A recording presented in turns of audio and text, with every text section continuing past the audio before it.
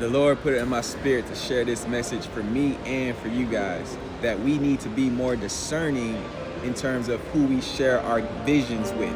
Because God can give us a vision. If we share it with the wrong person, they're just going to try to change the vision or put a spirit of fear in your vision or put a spirit of doubt into your vision.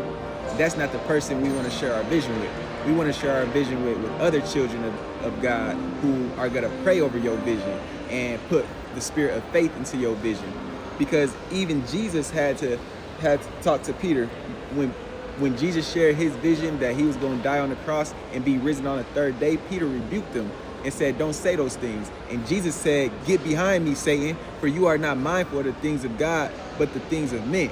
Because a man has an earthly perspective and they might not see the vision that God giving you. So when you're sharing your vision, if they're not praying for it, don't share it with them. If they praying for it, then share it with them. So today on my lunch break while I was in prayer, the Lord had told me it's already done. Now, what that means is when you have faith, you have belief plus evidence of the unseen, and that's faith. That's the substance that Jesus credits all the miracles that he did. He credits the believer's faith. Not all of them, but a lot of them, he credits their faith. And when you believe that it's already done, that's the ultimate level of faith, because then you have no doubt in your heart or no doubt or fear in your mind. And that's the type of faith it takes to manifest your prayers, for Jesus to answer your prayers. So remember, when you're praying, it's believe and be thankful that what you're praying for and what you're asking for is already done. Luke 9, verse 1. Then he called his 12 disciples together and gave them power and authority over all demons and to cure diseases.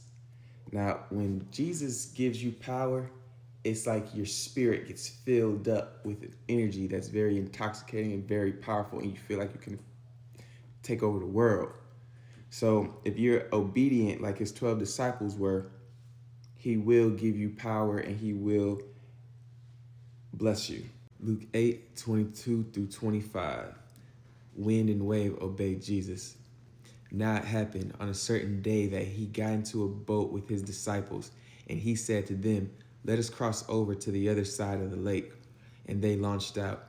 But as they sailed, he fell asleep, and a windstorm came down on the lake, and they were filling with water and were in jeopardy. And they came to him and awoke him, saying, "Master, Master, we are perishing."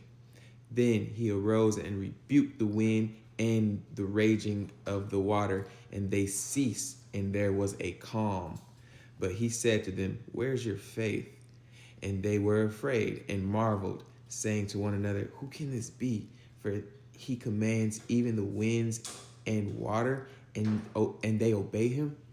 So basically, when everything in your life is going chaotic, it's windy, the waters are raging, and you're in the middle of a storm going through life, you pray and you call on Jesus, and he can make the storm calm. Luke 8, verse 15. The ones that fell on the good ground are those who, having heard the word with a noble and good heart, keep it and bear fruit with patience. See, sometimes patience can be one of the hardest things to have, because it's like you're just absorbing so much and you're trying to respond out of love and you're trying to be patient.